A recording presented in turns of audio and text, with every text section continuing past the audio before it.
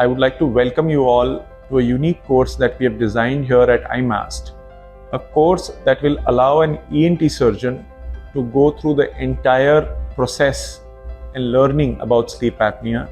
As we all know, IMMAST courses specializes in giving hands-on on unique tissue models, on animal models, where we try to create a lifelike picture.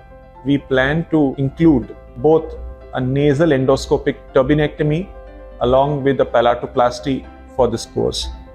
However, we have also designed the course in such a way that we take the candidate through the entire process from evaluating the patient, interpreting the sleep study, assessing and decision making in sleep study as to which surgery suits which patient best and how do we proceed.